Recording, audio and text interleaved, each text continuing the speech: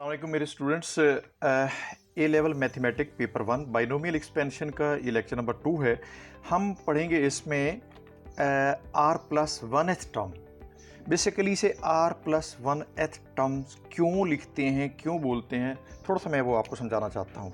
मसलन अगर आप इस बाइनोमियल एक्सपेंशन को गौर से देखें ना, तो A plus B raise to power N, तो ये आता है N C zero A raise to power N B raise to power zero. ये हमारे पास फर्स्ट टर्म है। इसके बाद है N C one A raise to power N minus one B one, ये हमारे पास सेकेंड टर्म है। और इसके बाद N C two A N minus two B two, ये हमारे पास थर्ड टर्म है। अगर हम थर्ड टर्म थोड़ी सी एक और आगे चलते हैं, अगर हम फोर्थ टर्म देखें तो उसमें एन सी थ्री प्लस और A raise to power N minus three B की power three N plus N C four A raise to power N minus four B four N plus so on. अब ये हमारे पास fourth term है, ये हमारे पास fifth term है। तो आप देखिए कि फिफ्थ टर्म में हमारे पास ये यहाँ भी 4 आ रहा है, यहाँ भी 4 आ रहा है, यहाँ भी 4 है। तो लिहाजा हम इस टर्म्स को ये नंबर फाइंड करने के लिए, ये दो नंबर फाइंड करने के लिए, यानी ये 4 ये 4 ये 4, तो हम इसे लिख देंगे कि ये फिफ्थ टर्म जो होगी हम इसे 4 प्लस वन एथ टर्म लिखेंगे। यानी होगी तो फिफ्थ टर्म, लेकिन हमारे लिए ये आसानी हो जाएगी कि n C four A raise to power N minus four and b power 4 हो जाएगी। इसी तरह से अगर इसको पीछे वाली टर्म करें, अगर हम इससे पीछे ये फोर्थ टर्म है तो उसको हम 3 प्लस वन लिखें, तो वो हमारे पास आ जाएगी n c three a raise to power N minus three b raise to power three. यानी है तो ये फोर्थ टर्म, बेसिकली तो ये T4 है और ये T5 है, लेकिन इसे यूं लिखना पड़ेगा। इसी तरह से हम इसे t are plus one th term लिखेंगे, r plus one th term लिखेंगे, तो ये हमारे पास हो जाएगा n C R a raise to power N minus R B raise to power r. और ये होगी कौन सी टर्म? ये वाली टर्म होगी are plus one th terms. अगर ये फॉर एग्जांपल 10वीं टर्म है, 10वीं, तो हम इसे लिखेंगे टी 9 प्लस वन, 10 डायरेक्ट नहीं लिखेंगे, और ये n c nine a raise to power N minus nine and b raise to power nine, ये हमारे पास 10th टर्म होगी, 10th टर्म होगी। तो लिहाजा हमारे पास ये वाला फार्मूला आपने याद रखना है कि r plus one th term find करने के लिए हम t are plus one is equal to N C R a raise to power N minus r and b raise to power r. इसके ऊपर मुख्तलिफ कंडीशंस लगा के हमें क्वेश्चन दिए जाएंगे। उन क्वेश्चन को सॉल्व करने के लिए मैंने दो एग्जांपल्स आपके सामने रख रहा हूँ। एक एग्जांपल ये हमारे पास है कि find the fourth term in the expansion of this. इसमें हमने सिर्फ फोर्थ टर्म फाइंड करनी, तो लिहाजा जब हम फोर्थ टर्म फाइंड करेंगे, अगर आपको सही नजर आ रहा है तो दैट्स गुड, तो हम इसे लिखेंगे T4 की बजाय हम इसे लिख लेंगे T3 प्लस वन, और इसमें N5 है, तो इक्वल टू 5C3। अब ये R लिखनी है, और इसमें A जो है वो 2x, और इसमें n माइनस आर होता है तो N5 है, और R हमारे पास 3 है, और B हमारे पास 1 ओवर एक्स स्क्वायर और इसकी पावर 3 लिखेंगे। ये हमारे पास फोर्थ टर्म होगी। ये अब बाकी इसको सिंप्लीफाई करना है, और सिंप्लीफाई करने के लिए 5C3 कैलकुलेटर यूज़ करेंगे, तो 5 शिफ्ट 3 लिखेंगे तो दैट्स 10। हमारे पास 10 आता है, 10 और ये 2x की power 2 into 1 over x square की पावर 3। मज़ीद इसे सिंप्लीफाई करेंगे तो 10 into 4x square into 1 over x की पावर 6, तो ये पावर आपस में मल्टीप्लाई हो जाती हैं। तो ये बेटा जी आ जाएगा 40 और 1 ओवर x की पावर 4, या हम इसे लिख सकेंगे 40 ओवर x की पावर 4। ये हमारे पास आंसर आ जाएगा इसका। आप इसको समझ लें। एक और भी मैंने छोटा सा आपके लिए बनाया है, उसमें भी आप देखें कि वो क्या है। हमें इसमें कहा गया है कि coefficient of A given term, एक स्पेसिफिक टर्म दे देगा कि जिसमें ये भी कह सकता है वो कांस्टेंट टर्म है। तो कांस्टेंट टर्म जब आती है तो उसमें x की पावर 0 होता है। वो कहता है जी x स्क्वायर के कोफिशिएंट फाइंड करें, तो सबसे पहले हम x स्क्वायर वाली टर्म फाइंड करेंगे। x स्क्वायर वाली टर्म फाइंड करने के लिए हमें नहीं पता वो कौन सी टर्म है, हम इसके ऊपर जर्नल फार्मूला लगा लेते हैं। तो इसका सॉल्यूशन यूं आएगा। क्वेश्चन हमारे पास ये है, find the coefficient of x square. क्या है x स्क्वायर, यानी जो हमारे पास जो x स्क्वायर उसके शुरू में कोई कोफिशिएंट मौजूद होगा और उस कोफिशिएंट के साथ x स्क्वायर होगी, तो ये कोफिशिएंट हमने फाइंड करना है। कैसे, उसका सलूशन अब आप देखें कि ये हमारे पास है जी 2x माइनस 1 ओवर 2x सारे की पावर 6 है।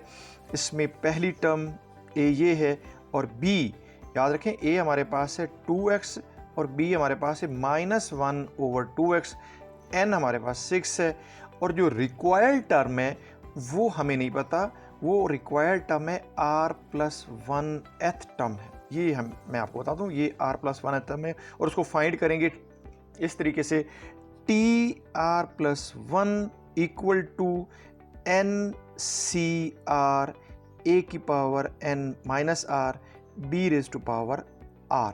ये आपने इसका फार्मूला आपने याद रखना है। अब यहाँ पे क्या आ जाएगा कि इसमें t are plus 1 equal to n हमारे पास 6 है, 6 c r, we don't know what is r, but a का पता है 2x इसकी पावर 6 माइनस आर एंड b हमारे पास माइनस 1 ओवर 2x इसकी पावर बी आर है। हमने कोशिश ये करनी है कि सिर्फ x पहले पकड़े ताकि हमें x की टर्म, ओनली x है वो क्या है हमारे पास आता है, फिर उसमें हम देखते हैं 6CR, ये आ जाएगा जी हमारे पास 2 की पावर p6 माइनस r है और x की पावर है 6 माइनस r और यहाँ पे माइनस 1 ओवर 2 की पावर r है और 1 ओवर x की पावर भी r है। तो अब हमने ये देखना है कि यहाँ पे ओनली टर्म्स कंटेनिंग x जो हमारे पास जिसमें x स्क्वायर आ जाए तो वो हम ये और इनको इन्वॉल्व करेंगे और इक्वल टू x स्क्वायर लिखेंगे, यानी हमारे पास only terms containing x square, I mean यहाँ पे आप इम्प्लाइज डेट लिख के 6 minus R multiply 1 over x की power r equal to x square है। ये टर्म इसलिए लिखी ताकि हमें ये दिया हुआ था कि x स्क्वायर का हमने देखना है तो सिर्फ इसमें से ओनली x पिक करना है। तो ये हमारे पास कितना आ जाएगा जी, x raise to power 6 minus r और ये भी ऊपर चला जाएगा तो माइनस r हो जाएगा इक्वल टू x स्क्वायर। यहाँ से हमें r की वैल्यू पता चल जाएगी, x 6 minus 2r is equal to x square, equating the power बोन बोथ साइड पे पावर इक्वेट, यानी 6 minus 2r is equal to 2 implies that 6 minus 2r is equal to 2 and this gives, ये तो आसान सा है, 2r राइट साइड पे और 2 इस साइड पे ले आए तो it will gives you 2r is equal to 4 and this implies r is equal to 2। अब हम यहाँ पे अगर हम लिख देंगे r की जगह पे 2 तो ये थर्ड टर्म हो जाएगी। आए हम इसको पुट करते हैं तो ये हो जाएगी r2 प्लस 1, तो इक्वल टू जहाँ जहाँ r था वहाँ पे हम 2 पुट करेंगे, यहाँ पे हम जहाँ पे r है, बल्कि यहाँ पे जहाँ पे r है वहाँ पे हम 2 पुट कर देंगे या इसमें हम 2 पुट कर देंगे। तो 6c2 into 2x 6 minus 2 into minus 1 over 2x इसकी पावर 2, इसको हम सिंप्लीफाई करेंगे तो 6c2 हम फाइंड कर लेते हैं बाय यूजिंग कैलकुलेटर। तो 6c2 इट गिव्स 15, तो ये 15 इंटू 2x की पावर 4 और ये पावर क्योंकि इवन है लिहाजा नेगेटिव साइन ख़त्म हो जाएगा, 1 ओवर 2x की पावर 2 है। इसे यहाँ पे सिंप्लीफाई करना बच्चों के लिए जुल्म है, हम इसको ले जाते हैं नेक्स्ट पेज पे। ये हमारे पास आ जाएगा जी बच्चों कि t थर्ड टर्म, ये हमारे पास थर्ड टर्म बन गई जो कि इक्वल है t2 प्लस 1 के and that's equal to 15 multiply by 2 raise to power 4 हो तो वो बन जाता है 16, तो 16 x की पावर 4 और ये हमारे पास आ जाएगा 1 ओवर 2 का स्क्वायर 4 है और x का स्क्वायर आ जाएगा, तो 15 और ये 4 द 16 इंटू 4 और x की 4 है ओवर x स्क्वायर है, तो ये 60 x की पावर 2 आ जाएगा।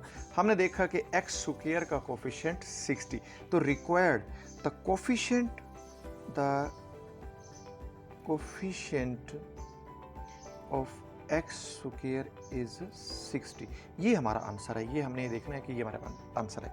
इसी तरह से याद रखिए कि बाज़ औक़ात हमें आ जाता है कि फाइंड द कांस्टेंट टर्म या टर्म कंटेनिंग नो x, उसमें x की पावर 0 वाली टर्म फाइंड की जाती है, जिसमें x की पावर 0 हो। उसमें भी बोथ साइड पे हमने लेफ्ट साइड पे जो x की पावर्स हों उनको इक्वल टू करना है 0 के, तो उसमें r की वैल्यू आ जाएगी, हम फाइंड कर लेंगे।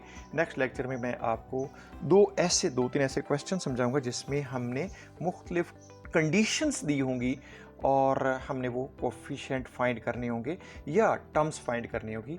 सी यू इन नेक्स्ट लेक्चर। अल्लाह हाफ़िज़।